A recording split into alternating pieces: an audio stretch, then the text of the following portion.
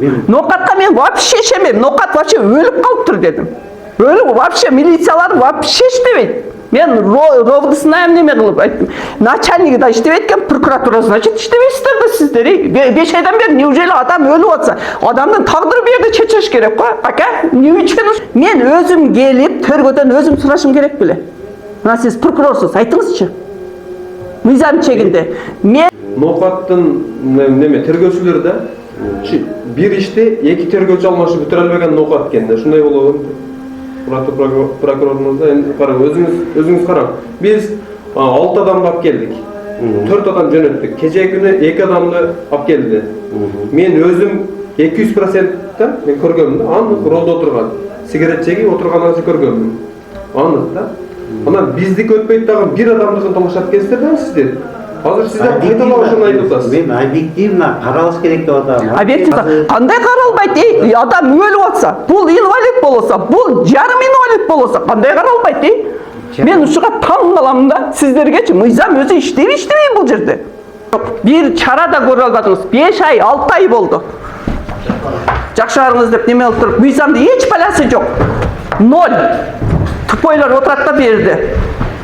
Салыңыз ба? Кірсек болу екен?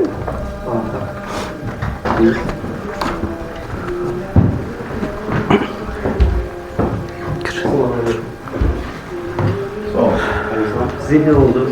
Ya, Siz kimsiniz? ben bular ecenin arzını oldu. Komşulukta tartıp çıkarıp geldim. Bize sormamış geldim.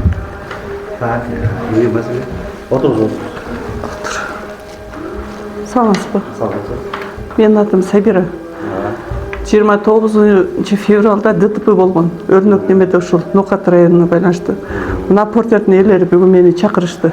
Ушул күнгө чейин 6 ай болду. 6 айдан бери эч кандай Ноқаттын ровдусу иш чара көрмөк түгүл, даже бизди чакырып да койгон жок. Өзүбүз келип, өзүбүз суранып, Айлчева Сабира Ширановнамын. Ош чергесинде Кыргызстан айылында турам. Мен үкам, жалгыз үкам өтүп кетти ошол күнү. ДТП-га байланыштуу. Эштин бардыгын бурмалап азыр Нурсултан деген. Мен үкам өлгөндөн аз келгенсип, ага бүт бар жогун ошого жаланы жабып атат. Бул не деген шумдук өзү? Мизам иштейби бизде? Немеге милицияга бардыңызбы? Бардым. Мен өзүм барып, мына март, апрель, май, июнь, август, сентябрь, 7 ай болуп атат экен. 7 айдан бери эч кандай жыйынтык жок, эчтекеси жок. Bir шылтосы экспертиза. Мне экспертиза 6 айдан бери чыкпайт дагы. Мен айтып коеюн эми, ал ишти мына азыр эле жак бүгүн эле келди, арыз бир жарандан. Мен айла жок, Ош областына неме кылдым. Прокуратурага бердим. Не үчүн булар камабайт? Көрдүңүз эми, сиз уктум, азыр эми менин угуңуз эми. Жок, ошо не үчүн камабайт дейм да мына. Эми жооп берейинби? Мейли жооп бериңиз. Бул иш боюнча контролдо, облус прокуратурада контролдо, бизде дагы 29 февраль күнү деп азыр бүгүн да арыз жазып кетти. Biz жаздық. Алмағатов дегенде. Сіз жаздыңызбы? Сіз барды деңіз. Мына азыр жаңы келіп отат. Бүгін жазыпсыз арызды? Азыр жаздым, 1-2 саат болды. Азыр келді, мага келіп отат. Бұл сіздер мындан сырткары бұл иш контролдо башынан баштап эле. Мен рульда мен эмес болчумун, башка бирөө болчу деп ушундай деген сөз болуп атат. Мен угуп турасыздар го, угуп айтасыңар. Мына сегин аркылуу турасызбы? Құрам еше деп тұрасыз? Жоқ, негіз той еместен. Иә. Жоқ, мына адамдар келіп сізге қайда мен айтып беріп жатамын. Ал иш бойынша комиссиялық соттық медициналық экспертиза дайындалды. Менде дагы камера бар, мына биякта силердики эмес, силер чыгарганда толук кандуу чыгара турган болсоңор, өзү анан монтаж кылгандар токтоткула, биякта жазылып атат. Biz montaj kılbayız. Biz de tur hakikat izlep жүрөм мен дагы. Мен ешқашан монтаж кылып чыгарбайт болдум. Мен дайыма чын чыгарып келет, монтаж кылсам да топо жерин чыгарып атам. Ошону айтып атам, толук чыгаргыла эгер андай болуп турган болсо. Мен азыр сизге түшүндүрүп атам. Сиз Обу прокуратурага да барган экенсиз, сиздин арызыңызды жазгансыз туурабы? Ооба. Ишти алып аяктан окуп чыгышты. Тергөөчүгө ишенбейчилик көрсөтүлүп аткан. Конечно, көрсөтпөйм да. Туурабы? Мен азыр сызда отурам да, Кубанычбек Жакшылыкович, кечиресиз, Мен азыр айтып кетейин. Перебивать этпей отурбайсызбы? Сиз ишенич көрсөтпөгөнүңүзгө байланыштуу ишти алдырып, азыр УВДга беребиз деп алдырышты. Бүгүн алып кетишти. Азыр эми башка тергөөчүгө беришкен. Бул биринчи маселе. Эмне себептен экспертиза чыкпай атат деп атасыз. Комиссиялык соттук медициналык экспертиза дайындалды. Ошол жыйынтыгы чыга элек болуп атат экен. Ошонун жыйынтыгы чыккандан кийин анан тиешелүү чечим кабыл алышат. Тергөө органдары тарабынан. Макул, ошол неме кылганда ушул 6 айдан бери эмне кылып жүрүштү ошолор? Айтыңызчы, мына сиз прокурорсуз, мыйзам чегинде иштейсиз. Мен да кечиресиз, мен да следственный отделде писарь болуп иштегенмин. Жүдө жакшы билем бул теманычы. Эмне себептен ушул күнгө чейин ошол именно ролдогу болгон адамды камакка албайт? Мына ушуга жооп бериңизчи, мыйзам чегинде. Маселе ошолдо туруп атат да, спор ошондо болуп атат. Спор ошондо болгон, мен булар доказательство кылып айтып берип атпайт. 4 күбө болуп атат бул жердечи. Ал аз келгенсип дагы 2 күбөнү алып келишти булар. Мен ушул убакка чейин сизге бир жакшы неме айтайын. Биз өзүбүз келип жабырканчу келип туруп анан кийин ошого сурашыбыз керекпи? Следователь өзү барыш керек да, туурабы? Сиз ушуну айтыңызчы, как мыйзам чегинде. Эгерде тергөөчү кандайдыр бир мыйзам бузууга барган болсо, ага чара көрүлөт. Вот ошону чарага эмне үчүн азыркы күнгө чейин көргөн жок? Мына 6 ай болду. Мен 6 айга чейин унчукпадым. Бир жагынан экинчи жагынан эки жага эптеп эле бул бурмалап, бир эптеп убакыт өткөзүш керек болду. Буга чейин биз мына кан жутуп отурабыз. Жалгыз ул болчу. Кечирип коюңуз, сиздин дагы жалгыз иниңиз өтүп ушундай неме болгондо эмне дейт элеңиз? Кудай сактасын. Кудай сактасын. Вот именно ушул сөздү Нур Султан да мага ушинтип айткан. Кудай сактасын, эже кагаз сүйлөйт. Мына кагаз сүйлөдү, мен кагазды жаздым акырычы 5 ай күттүм. Эмне деген ответ болот экен деп. 5 айдын ичинде эчегем такылаган жок, кечирип коесузго, эчтеке кылган жок да. Ана мыйзам чегинде эчтеке кылган жок. Келип сураган жок. Же буларды очный ставка, же силерди беттештирдиби? Айткылачы. Ошондо Султан аттуу ошо тергөөчүнү Кызылкада больницада жаткан жериме келип мен көрсөтмө бере, бирөө ноокатта ушундай карайсыңар деп өзүм чакырып, анан көрсөтмө бергенмин да мен ошол жерде Кызылкада. Азыр эми түшүндүрүп айтып атпаймынбы сиздергечи? Жо эми булар качанга чейин эми бурмалап да мына эми болуптур. Мен 1,5 ай дегенде зорго прокуратураңарга кирдим. Прокуратура бул жердечи вообще иштебейт окшойт. Эми болгонубуз эле биз ушинтип блогерлерге жалынып, башкалар бизди тарткыла, Нуркожоевич окусун, комментарий жазсын, же болбосо неме УКМК жазсын деп эле жүрүп берип турушайсыз, карапайым мен. Мен эмне үчүн азыр жаным чыгып ушундай ызырынып келдим? Себеби менин келиним мына 4 күндөн бери колумдан монтип иштебей атат. Эч кандай жыйынтык жок, же ал жактан жыйынтык жок. Мен азыр ошон үчүн жалгадым, бас дедим, тарт дедим, көрсүн дедим, элдин баары чыркырап багыш койгон жалгыз иниси баргандар айтсынчы дедим ушул күнгө чейин. Сиз дагы мына көзөмөлгө алып жок дегенде ошол күнгө чейин 6 айдан бери неужели сиздерге неме келген жок? Экспертизанын, комиссиялык соттук медициналык экспертизанын корутундусун 3 ай каралбай жатыптыр. 3 ай каралбай жатыптыр. Ошону сыймык айтты мага. Ош прокуратурасына алса, кандай каралбайт? Адам өлүп атса, бул инвалид болсо, бул жарым инвалид болсо, кандай каралбайт? Мен ушуга таң калам да. Ноокатка мен вообще ишенбейм. Ноокат вообще өлүп калыптыр дедим. Өлүп вообще милициялар вообще иштебейт. Мен ровдысына неме кылып айттым. Начальниги да иштебейт экен, прокуратура значит иштебейсиздер да сиздер. 5 айдан бери неужели адам өлүп атса, адамдын тагдыры бу жерде чечилиш керек го. Ака, эмне үчүн ушуларды кылбайсыңар? Эмне үчүн карабайсыздар? Биз жаныбыз чыккан үчүн ушинтип келип атабыз да сиздерге. Мен сиздин акыбалыңызды түшүнүп атам. Сиз дагы бир жолу айтсаңыз, жакшылап карап, мен мыйзам чегинде эмне үчүн ону сразу камап коет кой? Камап коет го. Мен КОДОдон элгенде жөн эле апарып туруп камап коет го, жөн эле.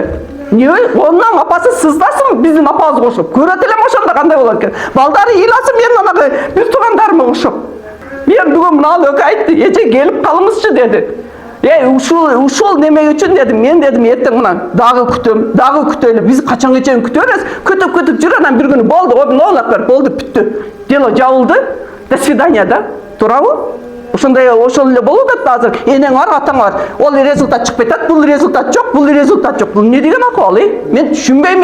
Чындыгы келет. Чындыгы жок, женеси жок. Мен айтып түшүндүрүп атсам. Буга только да бул азыр же болбосо бардыгы мына коррупция бардыгы. Оны жетир, буну жетир, буга берип койгон окшойт. Керекпи канча акчасы болсун, мен аны таштайм ошолорго. Менин да таанышым бар. Биринчи Шунчалык. экспертиза биринчиси 3 айда чыкты да.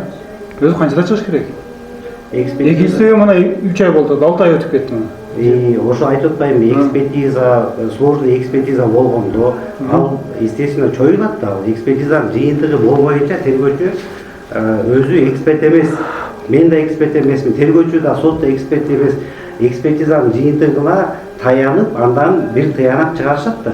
Кубанычбек, жакшылык кечиресиз. Бар айттым да, экспертизаны качан жөнөттүңөр десем, сен качан келдиң өткөндө дейт. Менден сурап атат. Билбейт экен качан жөнөткөнүн.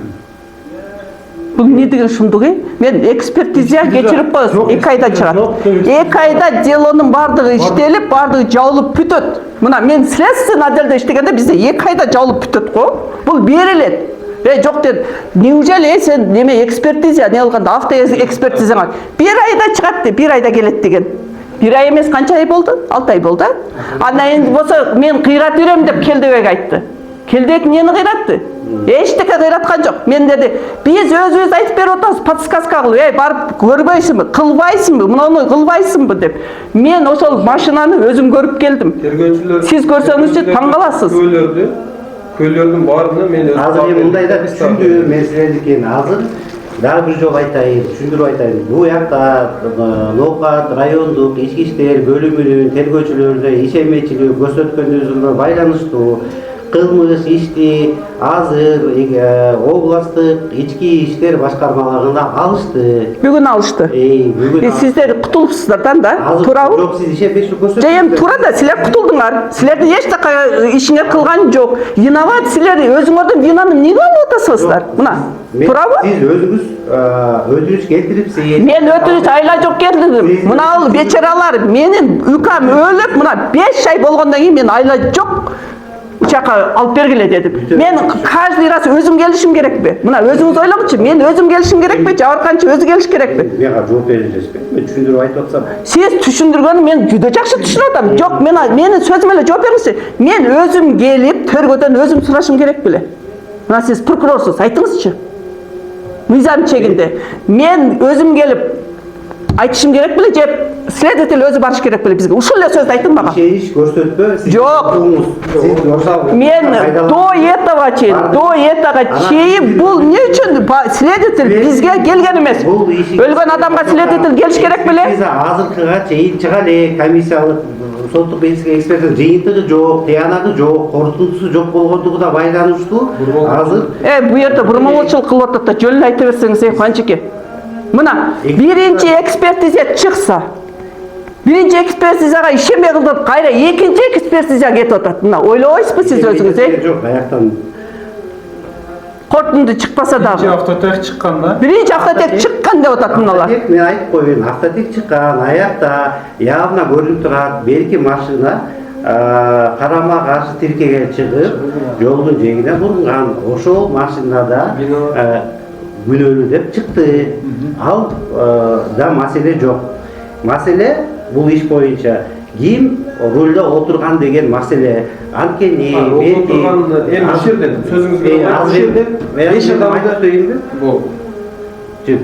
Мага сөз бересиңер, бербейсиңер. Силер укканы келдиңерби чегинде? Ушул жерден 5 адамды, ушул жерден 5 адамга өзүмен 7-8 адамды алып келип. Азыр мындайда буну экспертизаны дайындабай, жана сиз айтып атасыз да, көбөлөр айтып атат, туура биякта рулда бул отурган, тигил отурган деген талаш маселе болуп атат да. Азыр берки тарап талашып атат да. Жок, бир эле адам талашкан да. Сиздер бир адам талашкан тарапты карап атасыздар дагы. Ошол биякта 10 адамды жеңип коюптасыздар да сиздер. Азыр мында мен убаксыңарбы силер? Филипп айтып, силер укканы келдиңерби, мен Уккула укам. Кана көрөлү. Айтыңыз. Угуп атабыз. Эки тараптын укугу бар, аны эч ким бузганга немеси жок. Тергөөчү ар тараптуу караш керек. Бир тараптын гана немесин дооматтарын экинчи тараптын да дооматтарын угуп туруп, анын өзү чече албагандыгына байланыштуу комиссиялык соттук медициналык экспертиза тергөөчү тарабынан дайындалды. Ошол жыйынтыгы чыккандан кийин анан тергөөчү тиешелүү чечим кабыл алат деп атам. Ошо Хорошо, урматтуу прокурор, мен да бир суроо берейинчи. Ооба, эки тарап талашууда, туура айтасыз. Экспертиза дайындалды. Хорошо. Мына жерде бир эмес 8 адам прямой показания берип атат. Ролдо мына адам отурган. Ошол жоопкерчиликти тартыш керек деп. Булар эмне? Адам эмеспи? Ошол ар тараптуу мына кылмыш жаза процессуалдык кодексинде жазылган Кыргыз Республикасынын тергөөчү объектив ар бирөөнүн дооматтарын текшериш керек. Жок, ошо болгон бирдик азыр деген мисалы аны эч ким эме кылган жок. Соттук медициналык экспертизанын корутундусу чыкса, ооба бул жаракатты бул жерден алган, же болбосо пассажир жагынан алган, же бул жактан алган дегенди силердин показанияларды бул тараптыкын дайындеп тастыктап бергенден кийин ал уверенно немесин айылын узат. Хорошо. Хорошо, мына бул тирүү адамдар сүйлөп атат. Азыр Тирүү адамдар показания берип атат. Экспертизанын кереги барбы дейт? Сүйлөчү, байсал сүйлөчү, эмне дейсиң? Ноокаттын неме тергөөчүлөр да бир иште эки тергөөчү алмашып бүтүрө албаган ноокат экен да. Ушундай болобу? Прокурорумуз да эми карап өзүңүз карап. Биз 6 адамды алып келдик. 4 адам жөнөттүк. Кечээ күнү 2 адамды алып келди. Мен өзүм 200% мен көргөм да. Анын ролдо отурган. Сигарет чегип отурганын көргөм.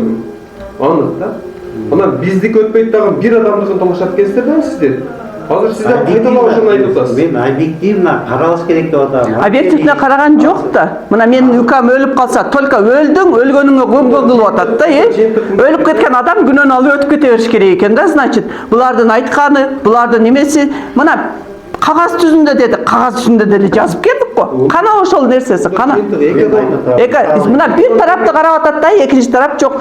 Келдибекке кирсем, кирбе, чыгып кет. Бул ушундай чыгып кет деген неме мыйзам барбы? Өзүңүз айтыңызчы. Чип кетти, ошентип айтат. Мына катын болот дедим. Мына ал дедим менин күйөөм болот. Мына мен деп атып айттык да. Азыр эмеже мындай да. Азыр ноокатта тергөөчүлөрү 2 адам тергеп бүтүрө албаган 7-ай болса, эми сиз кандай действие бересиз ушул? Тергөөнү бүтө албай айткан эмес. Азыр мен дагы бир жолу. Майли, ууду калып туруп. Комиссиялык экспертизанын жыйынтыгы чыгарек, ошого байланыштуу. Бул жактан Жыйынтык жок. Рахмат сизге. Хорошо. Эч не кылган жок. Прокуратура өзүңүздүн ишиңизди мыйзамдуу чийде аткара албапсыз. Мен ошентип эле айтам. Кечирип коюңуз. Эч кандай немеңиз жок. Бир чара да көрө албадыңыз. 5 ай, 6 ай болду. Жакшарыңыз деп неме кылып туруп, мыйзамды эч баласы жок. 0. Тупойлор отурат да берди. Келесиң, кайра кетесиң. Прокуратура вообще иштебейт. Коррупция, полный коррупция.